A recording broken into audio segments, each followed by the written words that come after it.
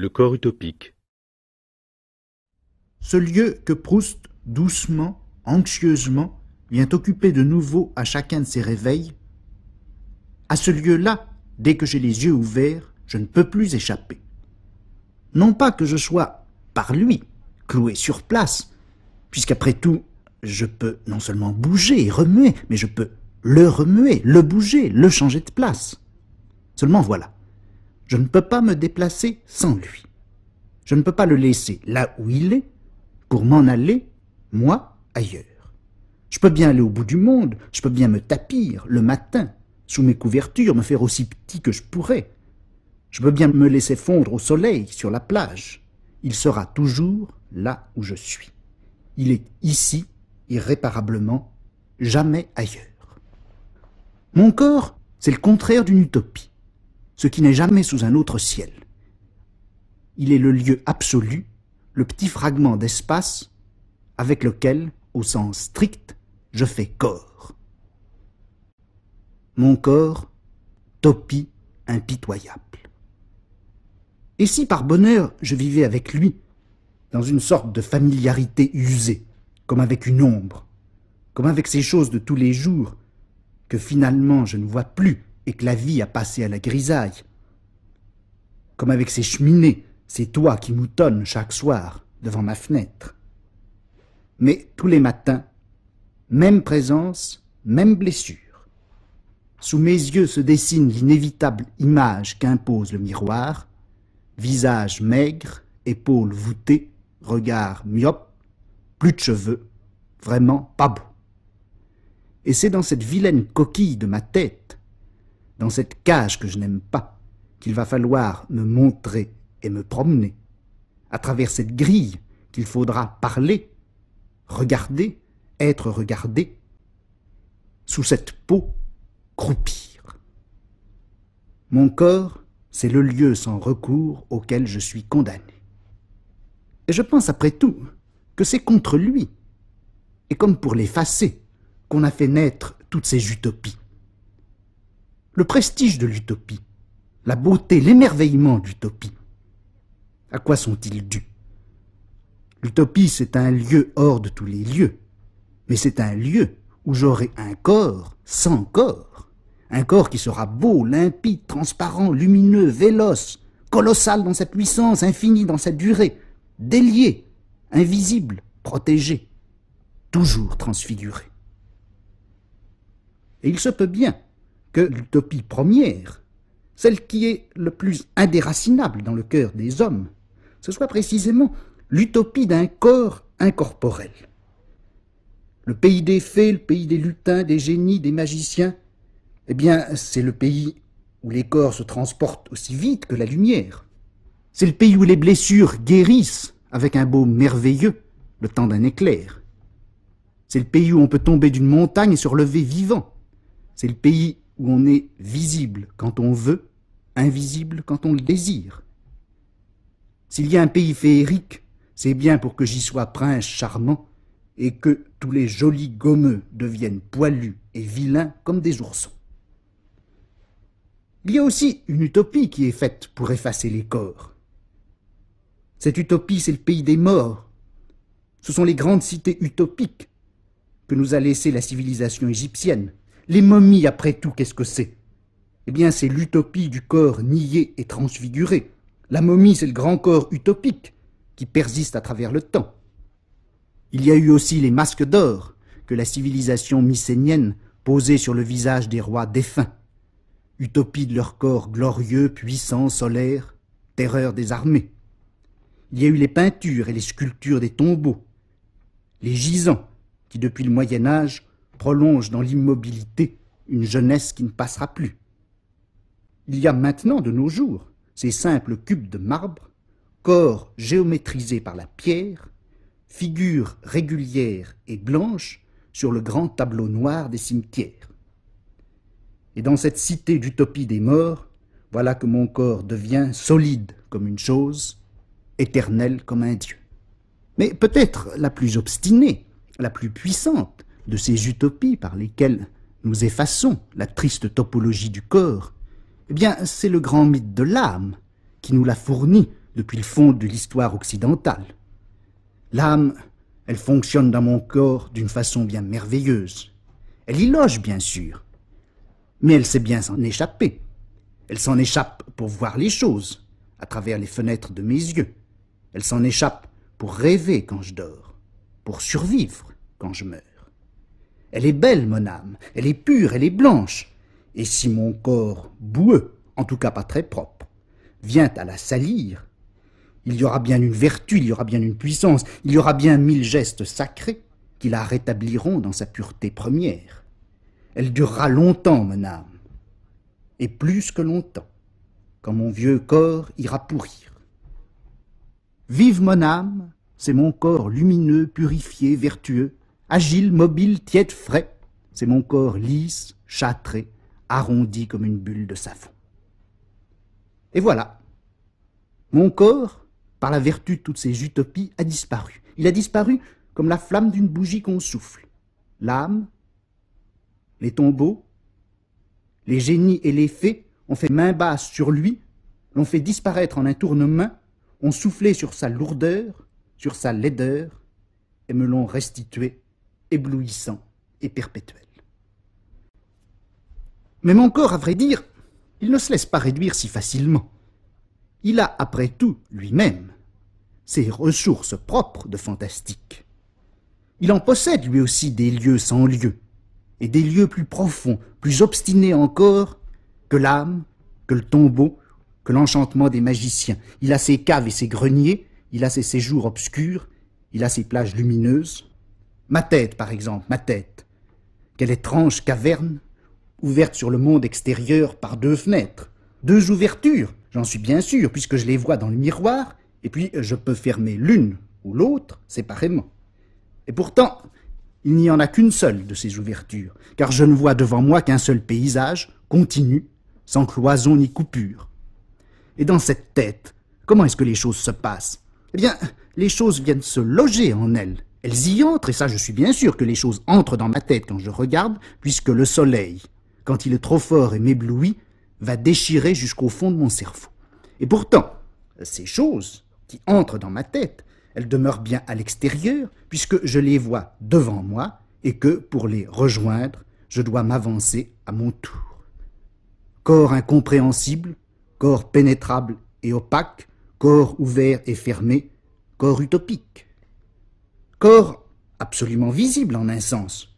Je sais très bien ce que c'est qu'être regardé par quelqu'un d'autre de la tête aux pieds. Je sais ce que c'est qu'être épié par derrière, surveillé par-dessus l'épaule, surpris quand je m'y attends le moins. Je sais ce que c'est qu'être nu. Et pourtant, ce même corps qui est si visible, il est retiré, il est capté par une sorte d'invisibilité de laquelle jamais je ne peux le détacher. Ce crâne, ce derrière de mon crâne que je peux tâter là avec mes doigts, mais voir jamais.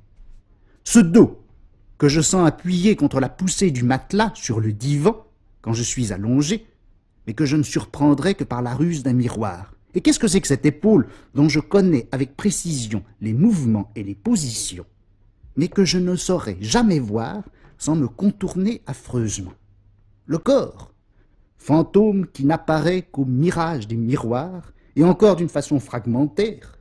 Est-ce que vraiment j'ai besoin des génies et des fées, et de la mort et de l'âme, pour être à la fois indissociablement visible et invisible?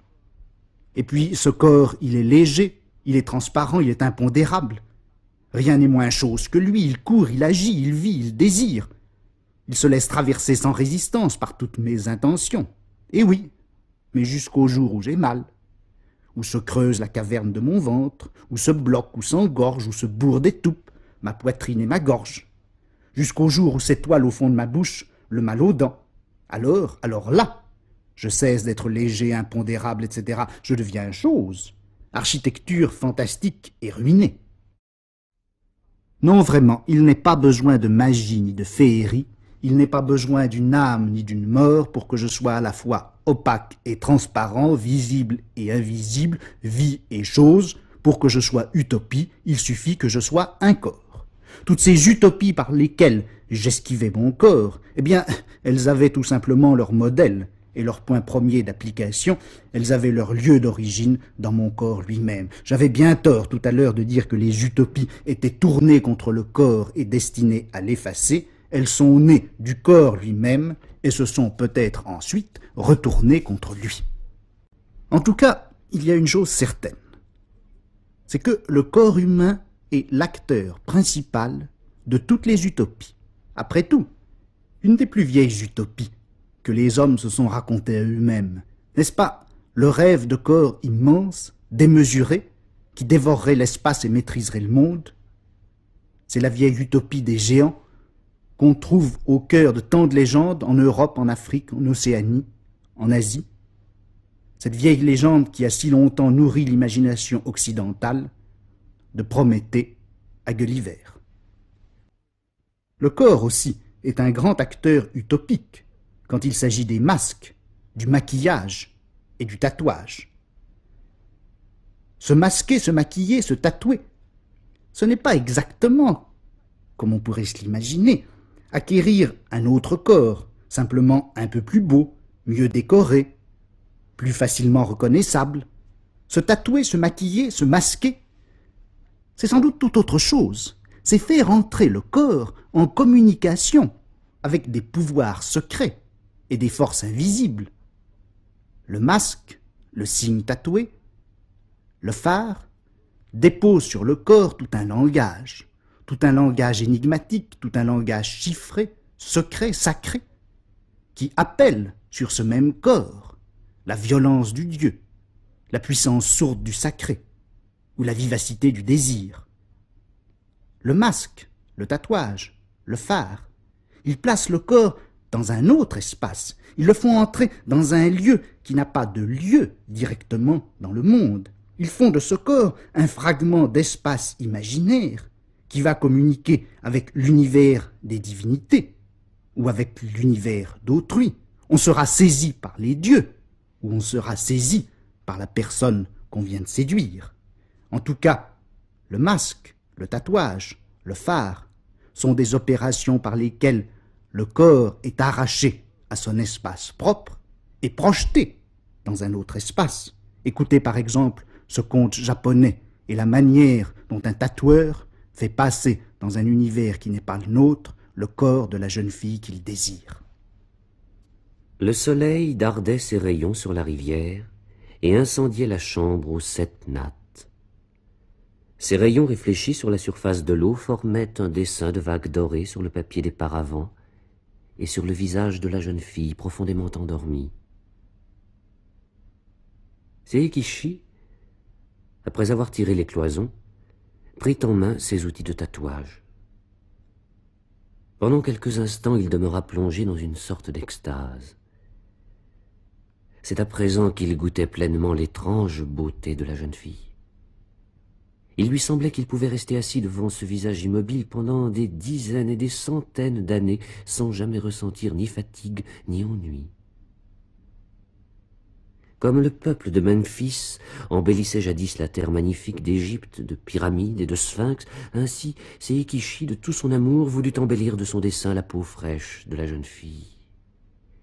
Il lui appliqua aussitôt la pointe de ses pinceaux de couleur tenus entre le pouce, l'annulaire et le petit doigt de la main gauche. Et à mesure que les lignes étaient dessinées, il les piquait de son aiguille tenue de la main droite.